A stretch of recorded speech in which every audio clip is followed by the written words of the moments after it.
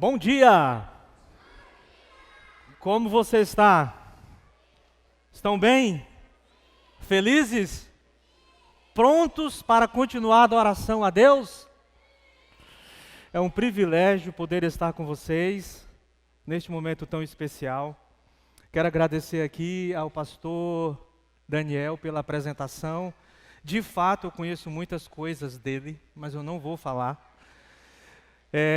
Mas é um grande amigo e quando nós recebemos o comunicado que nós estaríamos vindo para Manaus, ele fez uma ligação, me deu as boas-vindas para mim e para minha família.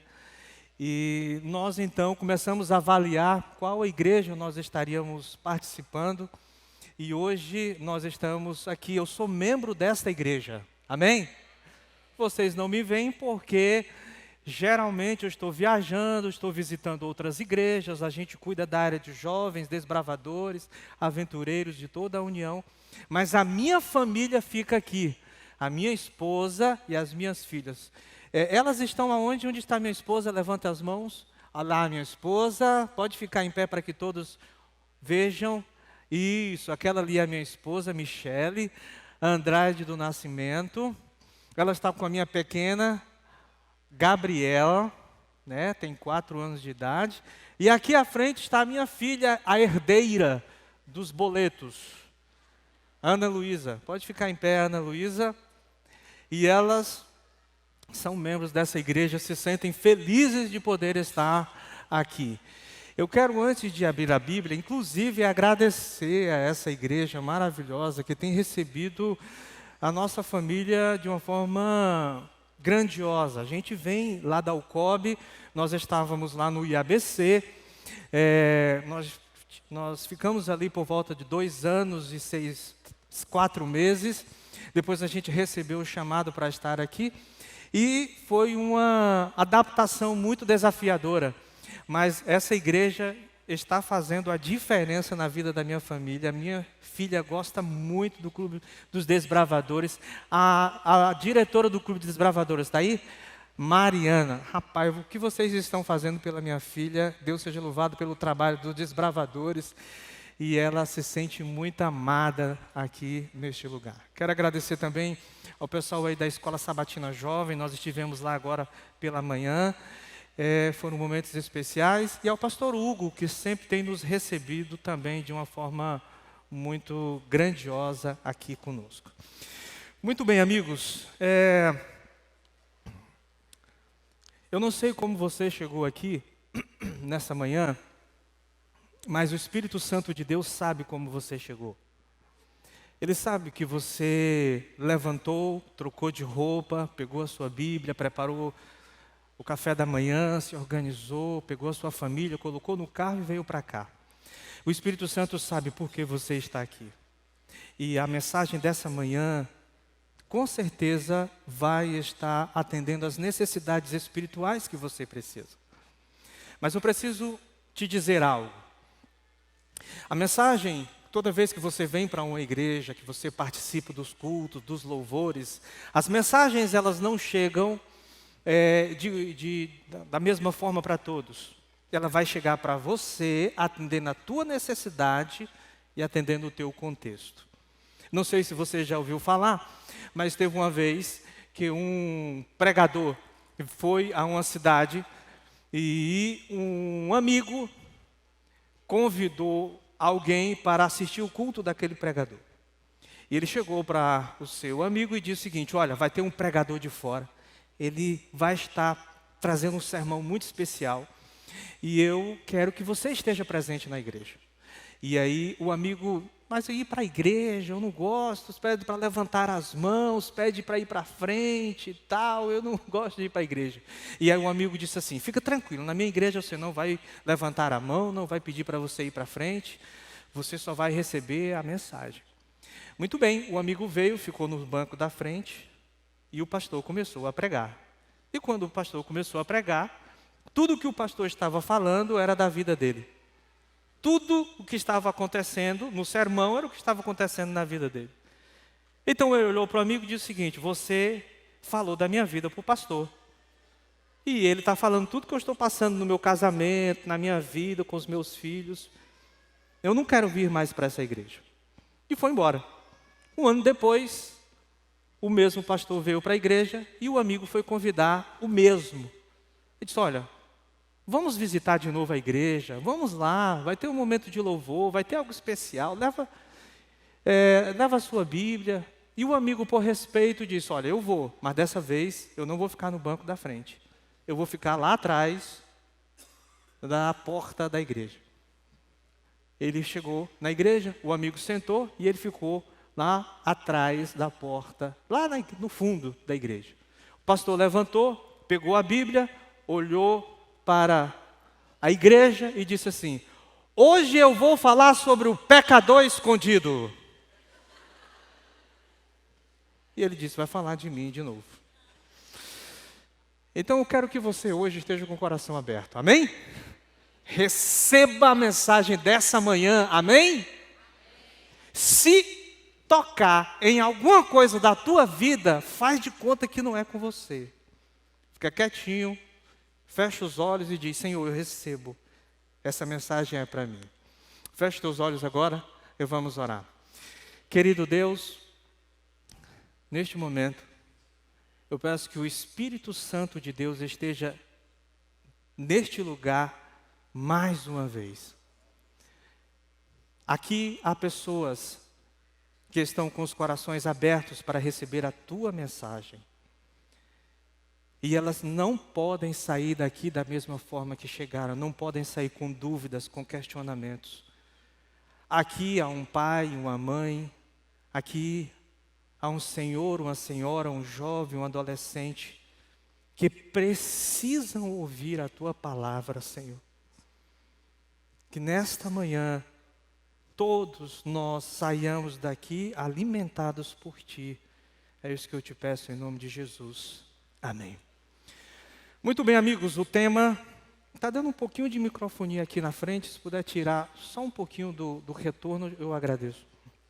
O tema está aí já na tela, uma nova vida. Deixa eu ver se eu me organizo já aqui, para me organizar e começar o meu nova vida. Eu quero que você abra a sua Bíblia no livro, pega a sua Bíblia, Romanos, capítulo 12.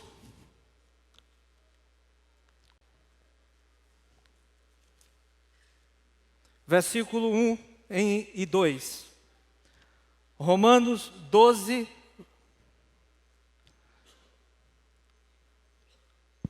versículo 1 e 2. Encontraram? Vamos ler. Portanto, irmãos, pelas misericórdias de Deus, peço que ofereçam o seu corpo como sacrifício vivo, santo e agradável a... Este é o culto racional de vocês. E não vivam conforme os padrões deste mundo, mas deixem que Deus os transforme pela renovação da vossa, para que possam experimentar qual é a boa, agradável e perfeita vontade de Deus. Nova vida. O que significa aceitar a Cristo e viver em Cristo? Essa é uma carta que Paulo escreveu para uma igreja muito especial e específica. Ali tinham pessoas com várias crenças, com uma cosmovisão diferente do cristianismo.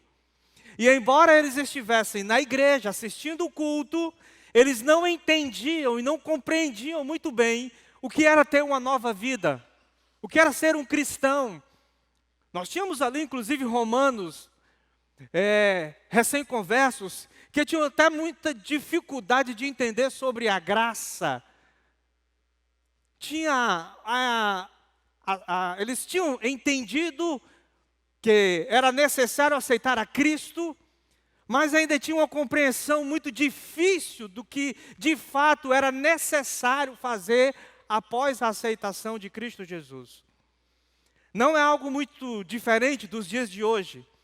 A possibilidade de eu conhecer a Cristo, estar visitando uma igreja, congregando, ter uma Bíblia em casa, participando dos cultos, mas não entender muito bem como que isso funciona, o que significa ter uma vida em Cristo. Então Paulo escreve esta carta e ele começa logo no início dizendo: irmãos, eu preciso que vocês entendam uma coisa. Eu sei que vocês estão tendo muita dificuldade aí de entender o que significa ser um cristão. Ir à igreja, participar dos cultos, viver uma vida de relacionamento com Deus. Então eu quero que vocês entendam, pela misericórdia de Deus, entendam que essa frase, Paulo logo no início está pedindo uma atenção específica. Olha, pela misericórdia de Deus, escute o que eu vou te dizer. Mãe, pai, quando você quer conversar com seu filho, não é mais ou menos assim? Olha, pela misericórdia de Deus, escuta. Escuta o que eu vou te dizer agora. Porque o que eu vou te dizer é algo muito importante. Essa é a linguagem que Paulo está colocando aqui. O que eu vou dizer para vocês agora é importante. Então, membros, amigos que estão hoje aqui na igreja, pela misericórdia de Deus, escuta o que está escrito aí no texto. E aí Paulo continua. Pela misericórdia de Deus, vocês devem oferecer o seu corpo como um sacrifício vivo. Sacrifício vivo. Perceba, Paulo agora olha para aquelas pessoas e diz o seguinte: ser cristão há uma necessidade de um sacrifício constante. Há uma necessidade de uma aproximação constante. Vocês precisam oferecer o vosso corpo como um sacrifício vivo. Perceba que essa linguagem, para os judeus, é uma linguagem conhecida. Porque o judeu, quando ele pecava, o que ele fazia?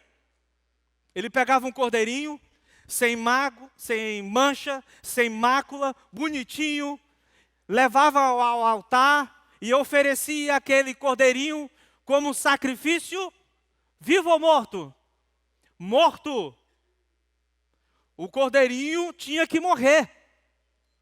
O cordeirinho tinha que morrer. Só que agora não há mais necessidade de cordeiro, não há necessidade mais de um altar. Agora, quem é o sacrifício? Quem é o sacrifício conforme Paulo? Eu. Agora é você, somos nós o sacrifício. Quando o judeu levava o sacrifício e era colocado sobre o altar, o sacrifício ficava lá e ele voltava para casa. E ele continuava vivendo a vida dele do jeito que ele entendia, pecando, errando, até novamente ele ter que pegar um cordeirinho, levar novamente. Só que Paulo está agora dizendo o seguinte: amigos, não existe mais cordeiro. Não existe mais um sacrifício morto. Agora o sacrifício é você. Somos nós o sacrifício. Quando a gente vai para a igreja, nós somos o sacrifício. Quando saímos da igreja, somos um sacrifício. Quando estamos no trabalho, somos um sacrifício. Quando estamos na escola, somos um sacrifício. Isso significa um sacrifício vivo. E isso é que é o desafiador. Porque quando Deus criou o homem sem pecado. E aí, a partir da entrada do pecado na vida do homem, se tornou um sacrifício estar ao lado de Cristo. Nós estudamos hoje na lição lá dos jovens. Havia uma conexão entre Deus, entre o próprio Jesus e o homem. Todos os dias, Jesus, o próprio Jesus, descia e falava com o homem. Depois da entrada do pecado do mundo, esse relacionamento foi rompido, foi quebrado, foi distanciado. O homem não podia mais falar frente a frente com o próprio Jesus, o próprio Deus. para ter um relacionamento com Deus, agora precisa de um sacrifício constante, porque agora nós passamos a ser pecadores, somos orgulhosos, somos presunçosos, nós admiramos o pecado, nós gostamos do pecado, nós temos atração pelo pecado. Então todas as vezes que eu quero me relacionar com Deus, há necessidade de um sacrifício. É um sacrifício para mim acordar pela manhã e orar, sim ou não? Sim. É um sacrifício eu ler a Bíblia pela manhã, sim ou não? Sim. É um sacrifício eu ter um relacionamento em oração com Deus todos os dias, sim ou não? Sim. É um sacrifício. Há algumas pessoas que dizem o seguinte: olha, antes de conhecer a Deus, eu não tinha nenhum problema na minha vida, eu vivia em paz. Fui para a igreja, conheci a Deus, e de repente algumas coisas começaram a acontecer de forma diferente. É porque quando você conhece a Deus, você agora começa a entender que para permanecer em Deus, há necessidade de sacrifício. E este sacrifício é o meu corpo, aquilo que eu vejo, aquilo que eu me alimento, aquilo que eu frequento, aquilo que eu ouço. Você está entendendo o que eu estou te falando? Você entra no seu carro, liga o rádio no seu carro, ali existe um sacrifício ou não? Quando eu assisto a televisão na minha casa, ali existe um sacrifício ou não? Quando eu estou tomando algumas decisões na minha vida conjugal, ali exige um sacrifício ou não? Quando eu me alimento, ali exige um sacrifício ou não? Então o sacrifício agora é constante. Todos os dias nós temos um sacrifício, mas esse sacrifício é um sacrifício? É um sacrifício vivo. Paulo chegou a dizer: quanto a mim, não me incomodes, porque eu carrego no meu corpo o quê? As marcas de quem? De Cristo Jesus. Tem alguém aqui que está passando por algum momento difícil na vida, porque está tomando a decisão de amar a Cristo? Tem alguém aqui que está passando por algum momento difícil na vida, está indeciso, está passando por algum momento de decisão? Eu quero te dizer que a tua vida é um sacrifício vivo para Jesus. Só que o texto bíblico continua. O texto diz o seguinte: este sacrifício, ele precisa ser santo e agradável a quem? A mim? Hã? O que é que o texto bíblico diz aí? O sacrifício precisa ser um sacrifício santo e agradável a você? Tem que ser agradável a quem? A Deus. Escute o que eu vou lhe dizer com muito amor e muito carinho. Há pessoas que vivem fazendo sacrifícios, mas que não são santos e nem agradáveis a Deus. Há pessoas que estão preparadas para carregar um peso absurdo como um sacrifício de algo que Deus não está lhe pedindo. O sacrifício, ele precisa ser santo e agradável a quem? A Deus. Escuta essa frase que eu vou lhe dizer agora. Não é a criatura que diz qual sacrifício deve oferecer. É o Criador que diz, ou quem diz, qual sacrifício quer receber.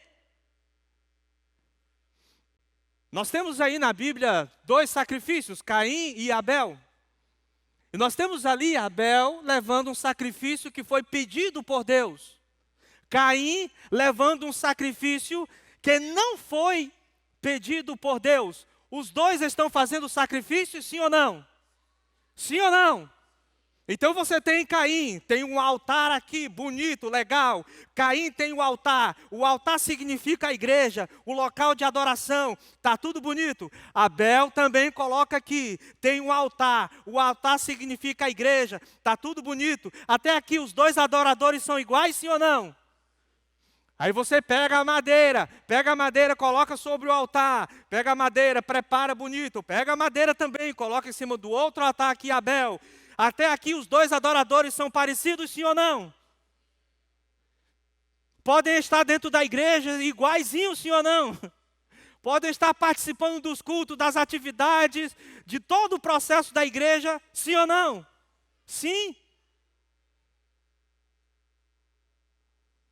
Mas agora vem aquilo que de fato há necessidade, porque Deus pediu, você pega um cordeirinho sem mancha, sem mácula, coloca sobre o altar. Abel foi lá e pegou aquilo que Deus pediu.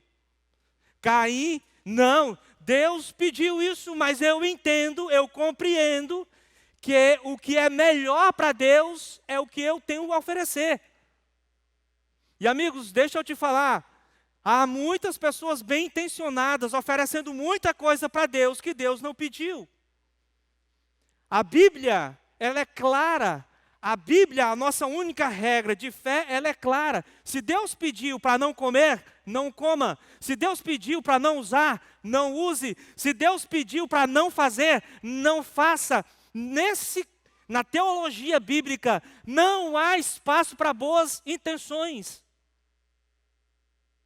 Na teologia bíblica, não há espaço para relativismo. Ou é ou não é. Na teologia bíblica, no relacionamento com Deus, não há espaço para meio termo, não há espaço para aquela frase que muitas vezes a gente ouve. O que vale é a intenção, o que vale é o coração. Não há espaço, porque senão a oferta de Caim teria sido recebido? Sim ou não? O problema está na oferta? O problema de Caim estava na oferta em si? Não. O problema de Caim estava onde? Na desobediência. Então, o sacrifício, ele precisa ser santo e agradável a quem? Pergunta que eu te faço. O que você e eu, o que nós estamos fazendo, está agradando a Deus? Aos jovens que aqui estão, que eu estimo muito, o que você tem feito está agradável a Deus? Aos nossos irmãos, às crianças que aqui estão, o que você tem feito está agradando a Deus ou está agradando a você? Ontem eu fui a um dentista. Eu não vou falar muito, porque muitos de vocês aqui sabem onde a gente cuida dos dentes. Mas eu cheguei lá na dentista e ela sabe que eu sou pastor. E ela disse assim, pastor, eu estou saindo da minha igreja. Mas por quê? Porque aconteceu alguma coisa lá e eu não concordei, eu não acredito, eu não creio e eu estou em busca de uma outra igreja. A religiosidade tem crescido de uma forma tremenda, sabe por quê? Porque cada pessoa está em busca de uma igreja que não a mude, mas uma igreja que a aceite como ela é. Muitas vezes as pessoas não estão em busca de um refúgio para crescimento, desenvolvimento, mas sim em um local onde alguém vai passar a mão sobre os seus pecados e ele vai permanecer como está. E o culto, ele acontece para você e não para Deus. Então o culto, ele não pode acontecer para você. O sacrifício não é para você, é você que oferece. A roupa que eu estou usando hoje é um sacrifício para Deus. O que eu vou me alimentar daqui a pouco no almoço é um sacrifício. E esse sacrifício é santo e agradável a Deus. Mas agora o texto continua. Porque o texto bíblico que nós lemos diz que eu preciso oferecer um sacrifício vivo, santo e agradável a Deus, que é o meu culto. Que é o meu culto racional. O que significa um culto racional? O texto bíblico está dizendo culto emocional. É um culto para você chorar. É um culto para você entrar em transe.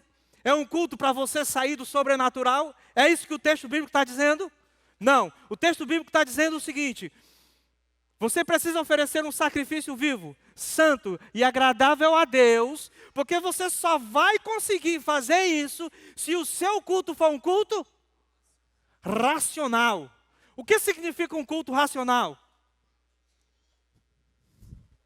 Um culto baseado unicamente e exclusivamente na palavra no assim diz o Senhor.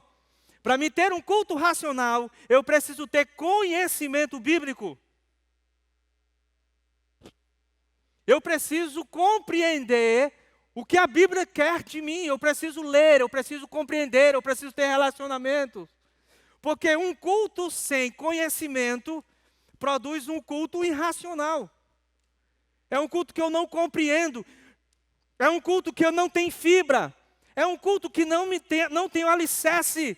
Então, se eu não ser um culto racional, no dia que eu chegar na igreja e alguém não pegar na minha mão, eu vou embora. Se o meu culto não é racional, se eu chegar na igreja e eu ouvir algum problema, alguma dificuldade ou alguma coisa errada, eu vou embora.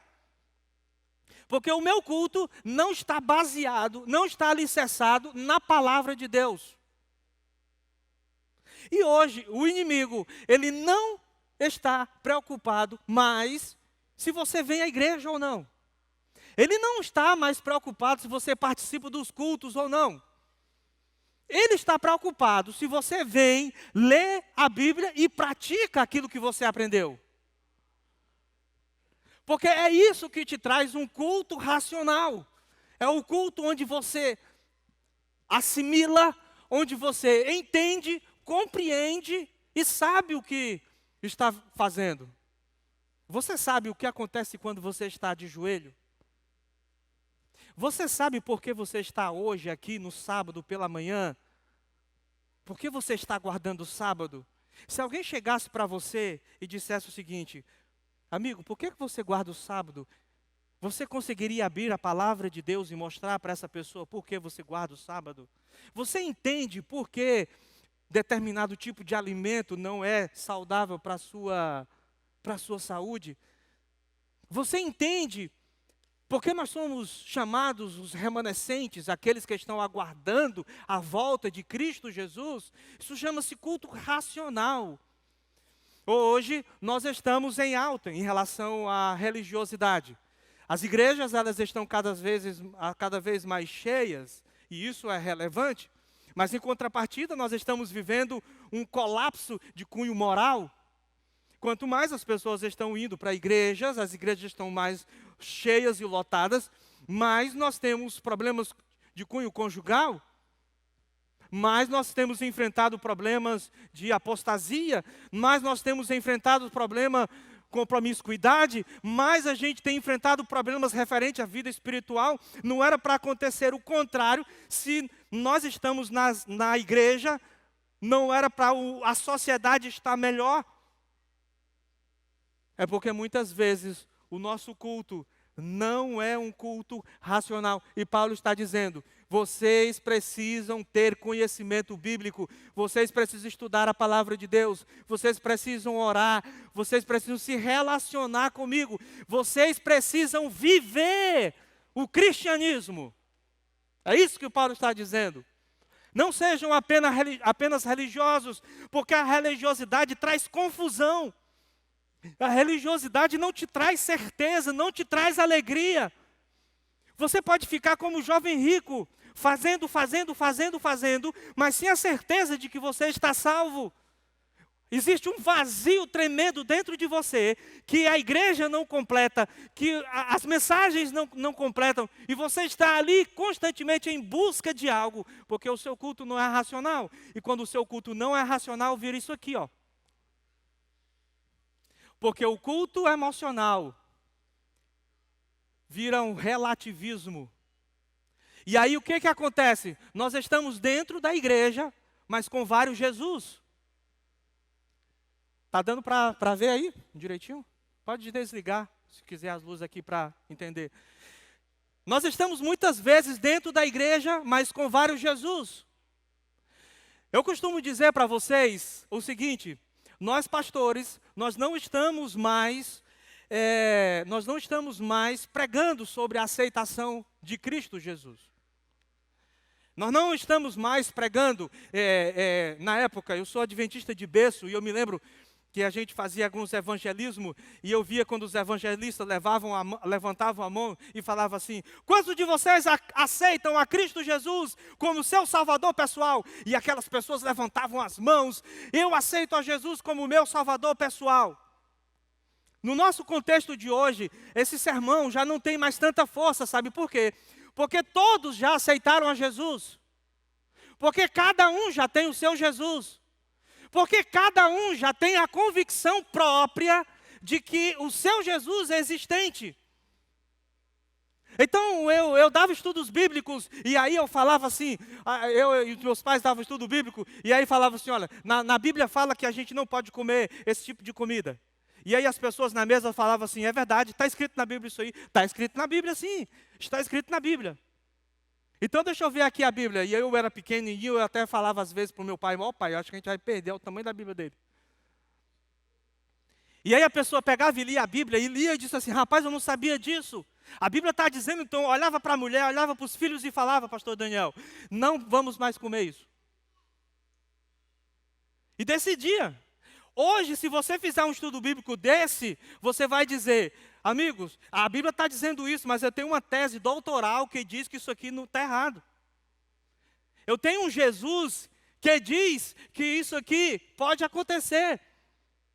Então a pior coisa que pode ter acontecido depois do cristianismo, onde os homens morriam por Cristo, eram crucificados por Cristo, eles eram estraçalhados nos coliseus romanos por Cristo. Hoje não existe mais isso, porque a religiosidade tomou de conta de todo mundo. Então é mais ou menos assim, você acredita que Jesus gosta do verde, eu acredito que Jesus gosta do azul, e fica tranquilo, tu vai para o céu, eu vou para o céu, e está tudo resolvido. A religiosidade de um culto emocional.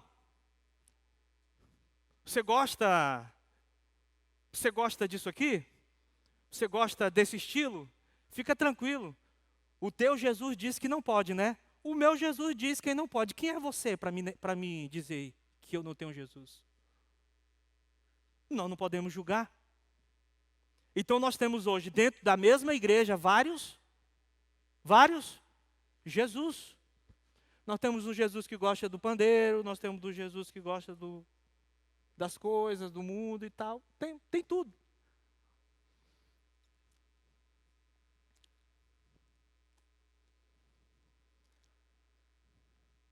O culto racional é o culto que te leva à presença de Deus. O culto emocional é o culto que te leva ao relativismo. E aí eu trouxe uma imagem para você refletir. Quanto tempo a gente gasta na igreja para ter um culto racional? Quanto tempo você gasta na igreja? Se você vier no sábado, você chega às 9h30 e sai às 11h30, né? Se você vier no domingo, sai às 19h30 e vai às 20h30.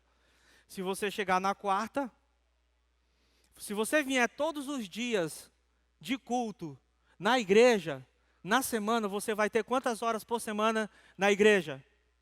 5 horas. Isso significa quantos por cento da tua semana? Quanto por cento?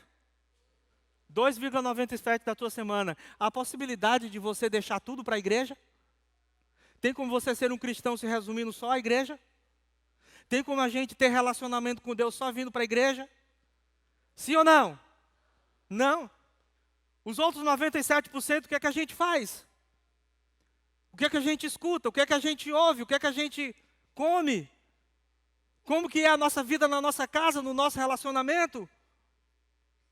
Aí Paulo diz assim, amigos, só há uma forma da gente entender o que significa isso.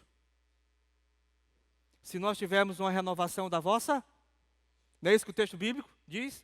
Se você tiver uma renovação da vossa, o que significa uma renovação da mente? É algo que acontece da noite para o dia. Você vai entrando na igreja e no outro dia já é uma pessoa totalmente diferente? Não. A palavra mais adequada para essa frase é a metamorfose. É aquilo que acontece paulatinamente. É você vivendo todos os dias ao lado de Cristo Jesus, na sua casa, com os seus filhos, com a sua família. É lá onde acontece o verdadeiro culto. Amém? É isso. Não acontece o verdadeiro culto na igreja. O que Paulo quis dizer aqui é que a igreja, ela é importante para a celebração do que acontece na sua casa e na sua família durante a semana. Mas se você chega na igreja e não tem o que celebrar, o culto não vai te tocar. O culto não vai fazer a diferença para você. O culto não vai sarar as tuas feridas. O culto não vai ser diferente para você. Eu trouxe aqui uma imagem. Imagine você passando a semana toda comendo pizza, hambúrguer, doce, chocolate, assistindo séries. Tudo isso aqui você passa a semana inteira. Isso aqui é a vida na semana. Aí quando chega no sábado, ou quando chega no dia de culto, você reúne a família, reúne os filhos e diz o seguinte: filhinhos, agora é sábado. Agora nós não podemos mais assistir isso aqui. Essas músicas não podemos mais assistir. Esse lugar aqui a gente não pode mais frequentar. Nós vamos para a igreja, porque lá na igreja, agora lá na igreja. Aí você chega na igreja, o que é que tem na igreja? Alface, tomate, cenoura, beterraba, tudo comida saudável. Só que você está a semana toda acostumado com o quê? Aí você chega na igreja, todo mundo está aqui, o pastor preparou uma mensagem linda, musical, um serviço de louvor maravilhoso aqui na comunidade C. É uma comunidade abençoada pelo ministério de louvor que existe aqui. Aí você chega aqui, tem alface, beterraba, cenoura, tudo preparado para você se alimentar, mas o seu paladar está... Entendeu? Aí você está aí sentado, braços cruzados, perna cruzada, deixa eu ver o que é que vai ser. O culto racional precisa acontecer na sua casa, porque senão você corre o risco de ficar misturando as coisas. Você corre o risco de não entender e compreender o que é o que Deus quer e o que Ele não quer de você. Você quer descobrir qual é a vontade de Deus? Você precisa entender. E é isso que Paulo está dizendo aqui no versículo 1 e 2. Você precisa entender que as coisas de Deus são as coisas de Deus. As coisas do mundo são as coisas do mundo. Não dá para você colocar um ketchup em cima de uma cenoura. Não dá para você tomar refrigerante com alface puro. Não dá para você misturar as coisas. O que Paulo está dizendo aqui é que o culto racional é aquilo que você precisa entender e começar a enxergar para entender qual é a boa e santa a vontade de Deus. Você quer entender qual é a boa e santa vontade de Deus? Eu estou falando para alguém nessa manhã que de repente está orando há muitos anos, querendo entender qual é a vontade de Deus para a sua vida, mas não tem tido resposta. Estou falando para alguém nessa manhã que está passando por algum momento difícil na sua vida pessoal. Tem orado muito pelo teu casamento, mas as respostas não vêm. Tem orado pelos teus filhos, tem orado pela tua vida financeira. Estou falando nessa manhã para alguém que está confuso, que está há muito tempo na igreja, mas ainda não entendeu o que é ter uma nova vida. Deixa eu te dizer uma coisa, meu querido. Os olhos de Deus não estão fechados, nem os ouvidos desatentos. Mas é o pecado que nos separa dele, que não permite que nós tenhamos um relacionamento e nós não consigamos ver aquilo que Deus tem para cada um de nós. Você precisa ser um sacrifício vivo, todos os dias para Cristo. Você precisa ter um culto racional. Chega em casa, chama a família, ergue o altar da tua casa, faz o culto pela manhã e pela tarde.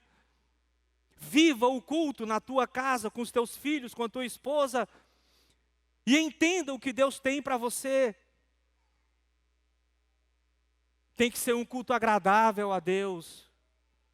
E renove a sua mente, transforme a sua mente, através daquilo que você assiste, aquilo que você ouve, aquilo que você se alimenta, daquilo que você pratica.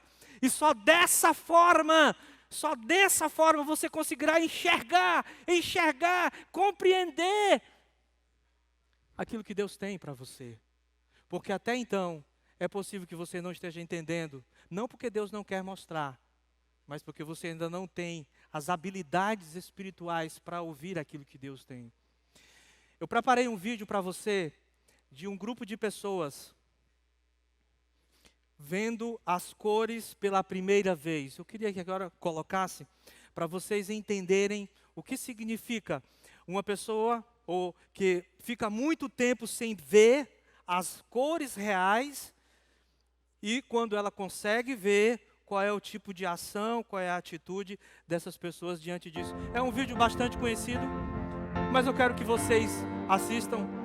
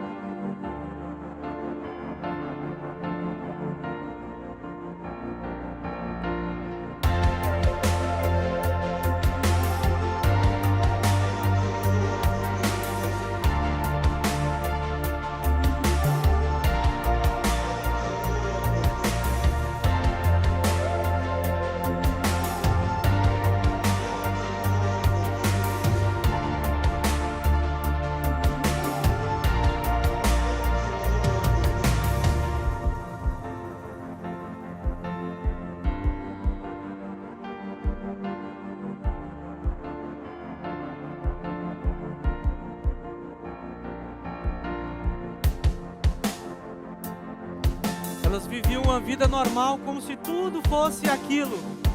Uma vida escura, sem cor. E eles achavam que tudo aquilo era a realidade.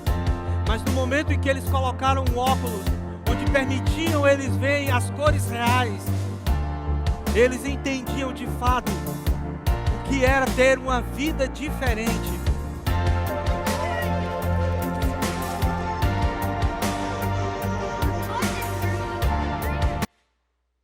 E é isso que nós vivemos hoje.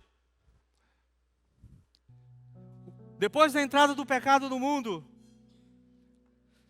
nós ficamos cegos. Depois da entrada do pecado no mundo, nós começamos a ter deficiência visual. E não conseguimos mais entender aquilo que de fato é bom para nós. A gente não consegue entender o que é uma música boa, o que é um momento bom, o que é uma adoração a Deus. A gente não consegue mais identificar as coisas certas das erradas. Nós vivemos constantemente no meio do pecado, achando que está tudo normal, está tudo bom, está tudo bacana, e não está. Então Paulo vem e diz o seguinte: para vocês serem um cristão, vocês precisam ter um culto racional. Vocês precisam renovar a mente de vocês. Para vocês entenderem o que Cristo quer com vocês, vocês precisam mudar a cabeça de vocês, transformar a vida de vocês, o gosto de vocês, para que vocês entendam de fato o que é viver por mim, o que é sofrer por mim. Eu fico olhando a história dos nossos discípulos, homens que morreram, que se entregaram, que foram mutilados, que foram colocados nos coliseus romanos. Eu fico imaginando o que motivou essas pessoas. Essas pessoas tinham um olhar diferente, elas tinham uma visão diferente do mundo. Eles olhavam com a visão espiritual, então nada podia impedi-los. E sabe qual é um dos maiores desejos que eu tenho? Haroldo Leonide Santana Lima, é um dia ir para o céu e não sentir mais. Algumas pessoas querem ver amigos, né? Até lá na lição da escola sabatina eu falei que queria ver Pedro. Mas sabe qual é a primeira sensação que eu quero ter quando chegar no céu? Sabe qual é? Não sentir mais vontade de pecar. Já parou para imaginar? Não sentir mais vontade de pecar. Eu acho que quando eu chegar no céu e eu entender e ver as ruas de ouro e ver tudo aquilo que Deus fez para mim, Jesus vai olhar para mim e vai dizer: valeu a pena esperar. Jesus está voltando. Ele está chegando. Um dia Ele vai chamar os anjos e vai dizer o seguinte: chegou o momento, chegou a hora. Vamos buscar os nossos irmãos, vamos buscar os nossos filhos. Milhares e milhares de anjos estarão se preparando, pegando os seus instrumentos, se preparando para vir buscar a cada um de nós. O mundo aqui irá parar nesse momento. Uma nuvem do tamanho da palma de uma mão estará no céu, estará aumentando, e muitos anjos tocando os seus instrumentos. E você que estará aguardando a volta de Cristo Jesus, vai olhar para a tua esposa, vai olhar para os teus filhos, vai olhar para os teus amigos e vai dizer: poxa, chegou o momento, chegou a hora. E aí tudo estará acontecendo. De repente, alguém vai tocar o teu ombro, e você vai olhar, e você vai ver que é um anjo que está ali parado, e ele vai olhar para você e vai dizer: acabou, acabou, acabou, vamos para o céu. Como eu tenho um desejo de ir para o céu. Eu tenho um desejo muito grande de ir para o céu. Há 5 anos atrás eu perdi uma pessoa que eu amava muito, meu pai. E uma das últimas palavras que o meu pai me falou, eu já era pastor, ele disse assim: filho, não cesse de falar sobre a volta de Cristo Jesus em todos os seus sermões. E em todos os sermões que eu faço, eu finalizo falando sobre a volta de Cristo Jesus. Apresenteis o vosso corpo como sacrifício santo e agradável a Deus, que é o vosso culto racional. E não vos conformeis com este século. Não ache que tudo está normal. Não está normal. Paulo está dizendo: não vos conformeis com este século, mas transformai pela renovação da vossa mente. Tente ver o mundo pelo mundo espiritual.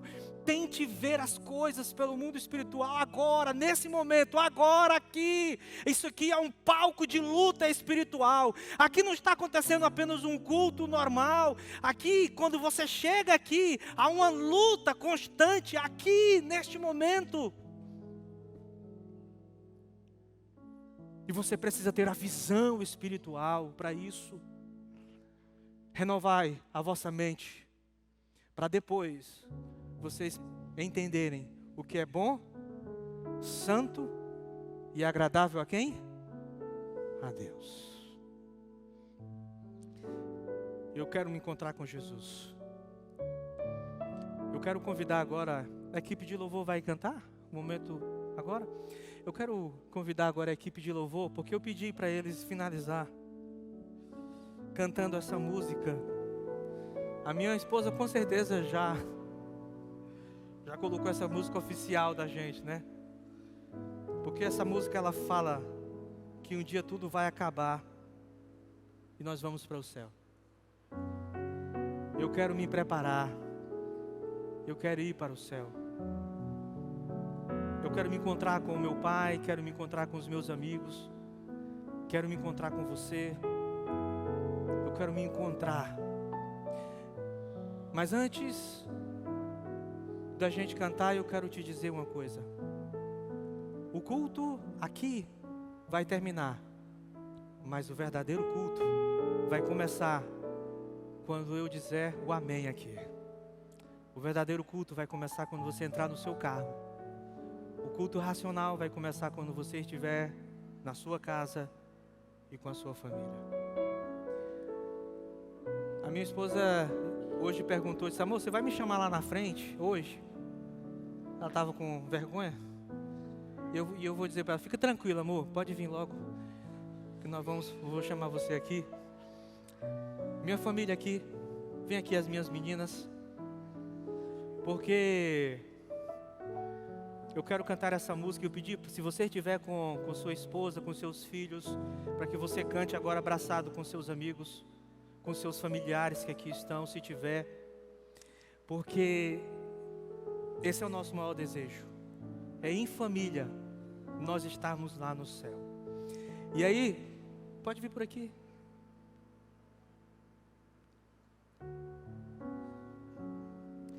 Você pode ficar em pé. Fique perto da sua esposa, do seu esposo, dos seus filhos. Vamos ficar aqui para não ficar na frente deles. Isso. E essa música tem uma parte que diz: quero junto a você você vai apontar para a pessoa que você quer que esteja lá no céu com ele. Tá bom? Então vamos cantar juntos. Aqui.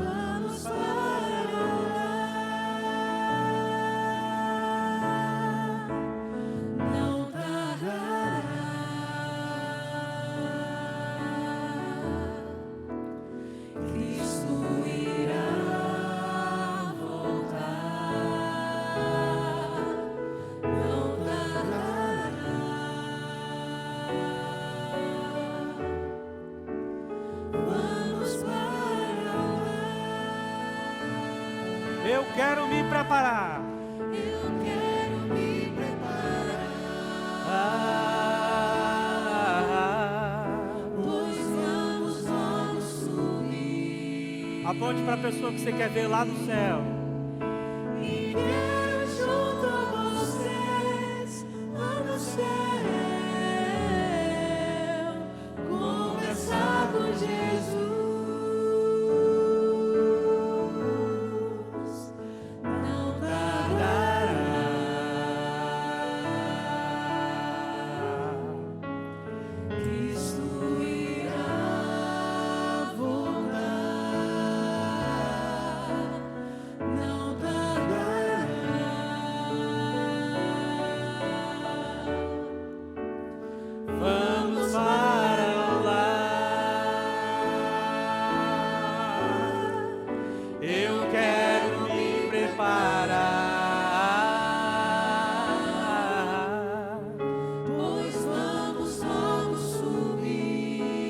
Aponta para outra pessoa aí que você ainda não apontou.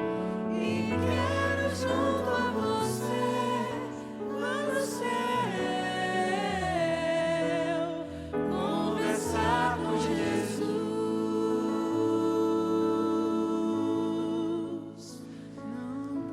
Amém, Senhor. Feche seus olhos. Querido Deus e Pai, nós estamos aqui reunidos como uma só família aqui na comunidade C. Obrigado pela existência dessa igreja.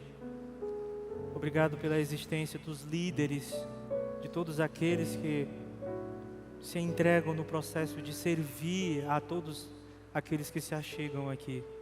É muito bom poder estar em casa. É muito bom poder estar com esta família.